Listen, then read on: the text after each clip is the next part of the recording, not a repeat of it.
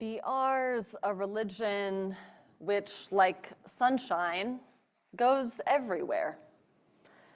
Now, this both means that we spread the joy, hope, and love of this shared tradition, and it also means that this fellowship itself is able to grow and flourish and serve those who enter into our doors and share our values.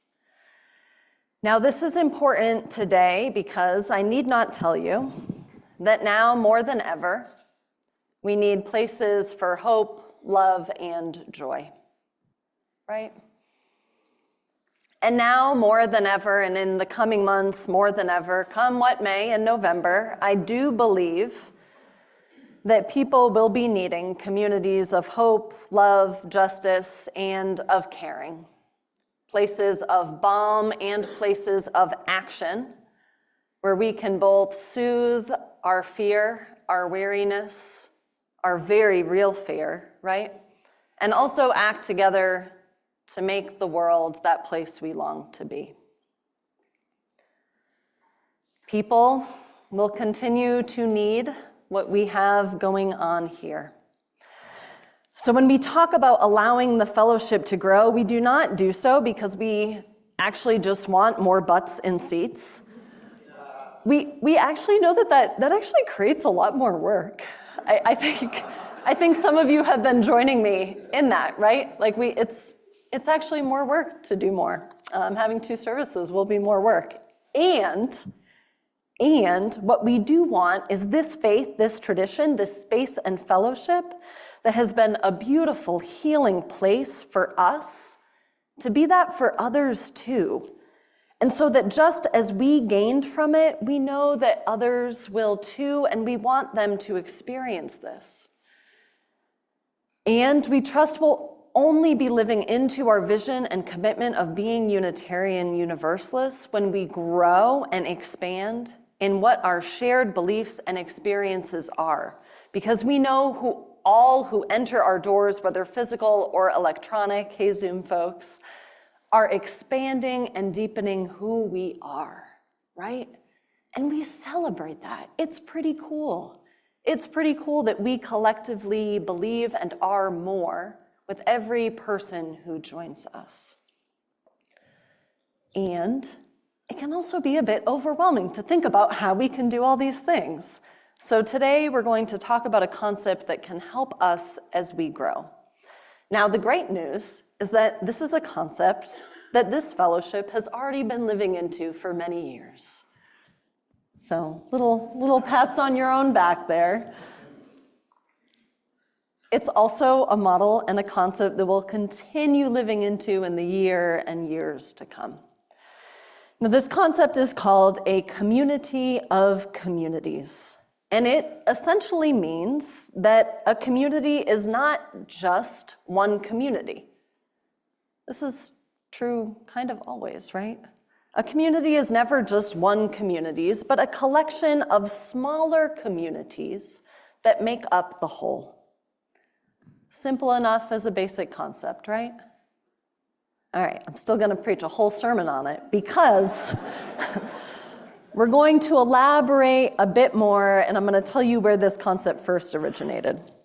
So Unitarian Universalist leader Paula Cole-Jones has worked for our denomination, done religious education work, and is a consultant and expert on facilitation, multicultural competencies, and institutional change. She has worked for the federal government in addition to our denomination.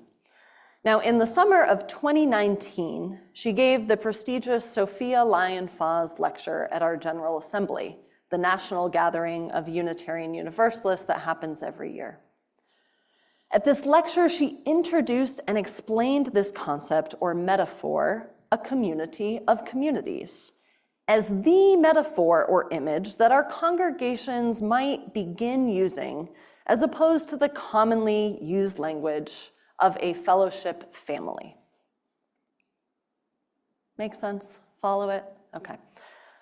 I think we might understand why a family can sometimes be small and restrictive in ways that are perhaps not going to be able to encompass our full reality of, 330 people, right? That's an awfully big family. Now, one of the strengths of this fellowship is that we have, years and ministers before I arrived, been living into this concept, metaphor of being a community of communities. There are really 3 different and main ways of being together in smaller communities that most congregations have. Different ways of being together in smaller communities, as well as being one whole community altogether. Now, the first is small group ministries. We have here a number of smaller groups that people are a part of. Some of them are even officially called small group ministry. Who's in a small group ministry? Okay, we've got a fair amount of folks. If you're not and you want to be, don't worry. Next year is coming. You'll be able to sign up. So small group ministries are open to anyone. So you might be in a group that has a wide range of identities, be those age, class, race, gender, sexual orientation, ethnicity, ability, theological or cosmological beliefs. Now, some small group ministries reflect on our monthly worship themes, others on other topics. All have the purpose of deepening our relationship to our own self, experiences, and beliefs and values, as well as deepening our relationships to others. If you're thinking, I really would love to join one of those groups, don't worry, you can do so in our next church year. Now, we have other small groups that function in less formal but similar ways. Our dinner circles, for example, are often a place for deep conversation and relationship building. How many folks are involved in a dinner circle here? Okay, yeah, a fair amount of us. We already have a lot of people who are involved in a smaller community that is part of our large community. Now, there are likely other groups that function in this way that I'm leaving out, but we're going to keep moving on. So the second way that we often gather are based on interest or identity. This is the second kind of smaller community group that we have. Now, for many folks, the choir or even their committee or team group functions like a small group ministry, in that it's a small group where people check in more deeply and enjoy sharing with one another and get some spiritual fulfillment. Yes, spiritual fulfillment is even possible at a board meeting. It's true. I would love to do like an altar call with some recent board members now, but I won't put you on the spot like that. Okay. We also have groups based on a whole array of identities, right? Groups for young families, young adults, people of color, LGBTQ folks, a men's group, a wise women's group, a goddess group, a grief group, the list goes on. Identities that might be about something you are dealing with in your life right now, such as grief, or identities that might be based on your social location, right? Now, these groups, these identity or interest groups, can sometimes be more controversial because they can be seen as just separating us and not also aiding in bringing us together.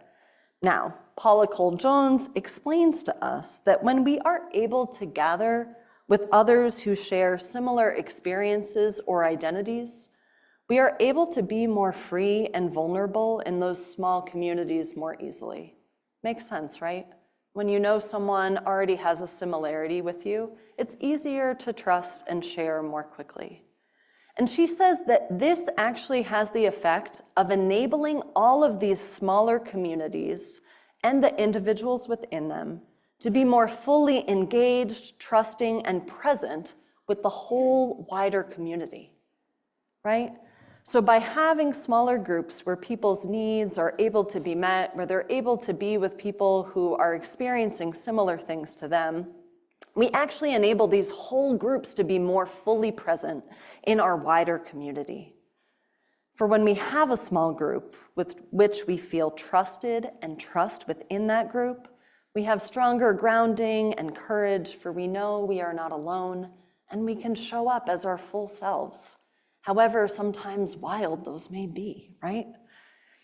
And when whole, smaller communities are able to engage as groups in the decision-making process of our whole community, as we are able to more fully understand and center the needs and dreams of everyone, of our elders, children, youth, and young adults, and those of middle age, the needs and dreams of those of all belief systems, the needs and dreams of those of every race and ethnicity, when we are able to do this with whole groups, we're also preventing one person feeling like they are supposed to speak for their whole group. For we know that's not possible, right? So when we are organized, we are not only just meeting people's needs better, we're also making it easier for us to communicate and engage effectively as a whole community. We've also seen, and Julie Palm's UU moment from the care team was just so wonderfully timed. It's like we talk about these things and plan them. Because you can see how one of our teams, how our caring team is utilizing this concept of a community of communities by helping us to better care for each other, right? The care team was like, wow, we cannot provide meals for everyone anymore because there are too many of us. And what a beautiful, beautiful opportunity we have to help people already organized into small groups care for each other even better with the support of the care team. It's just so beautiful. We can care for one another better and know each other better when we are more clear about the fact that we have all these different small groups that can really help us be a part of a better whole. Now, of course, if the only times we gathered together were in these small groups or these small interest or identity groups, we would probably feel that we were more fractured than we wanted to be, right? This is why those small group ministry and those dinner circle spaces are so important. It's also why this third type of sub-community, which might be communities that only gather once or twice together, is really important. Now you're like, what are you talking about? Perhaps it could be that you volunteer once every other month as an usher or a greeter, and you get to know the other folks that you are ushering with, right? You have a conversation as you are doing things together. Or perhaps you volunteer to prepare and serve meals for the Shalom Project. Or perhaps you show up to a community justice meeting with the Industrial Areas Foundation, or go to their upcoming listening session where we talk about what we all care about together. When we do these one-off activities or volunteer opportunities together, we are making the space to get to know one another more deeply. We can do things that help us get to know one another better. And your staff and lay leadership have heard your desire for more time for conversation amongst one another on Sunday. You're like, we don't want to hear Reverend Kayla talk all the time. I don't either, so don't worry. We are having so many conversations. The price of circle tables has been researched. Programming is being discussed. And we will assuredly need your all's participation and willingness to help make more opportunities for small conversations on Sundays for deepening and sharing to happen more regularly. Sound like something we want? Yeah? Sound like something we're willing to help make happen? All right. You're all signed up. So, as we start to wrap up, we have 3 different ways of gathering in smaller communities. One, we have groups for deepening that cross lines of identity and interest, groups like small group ministries and dinner circles. We then have identity and interest areas. And yes, serving on the finance committee can indeed be an interest, right? Or personnel committee. Now we're just having all calls. If you want to get involved, there's a way for you to do it. And hopefully to connect with other people who share similar interests, right? Third, growing options for these momentary smaller communities that provide us the space and the container to get to know different people more deeply in ways that we can't do when everyone is faced in one direction on a Sunday morning, right? Okay, the beauty of being this community of communities is that it truly enables us to be multicultural. And when I say multicultural, I am honoring that people of different generations have different cultures, right? People of different classes have different cultures. People of different races and ethnicities and sexual orientations and gender identities have different cultures, right? Contained within our space, we have many cultures. Indeed, contained within ourselves, we have many cultures, right? So, when we are a community of communities, we are able to be multicultural in different ways because we honor that each small community can have its own covenant and its own culture, and that all of these can still exist within the wider community. The pagans can be pagans, the Christians can be Christians, the atheists can be atheists, and all together, we are the Unitarian Universalist Fellowship of Winston-Salem, right?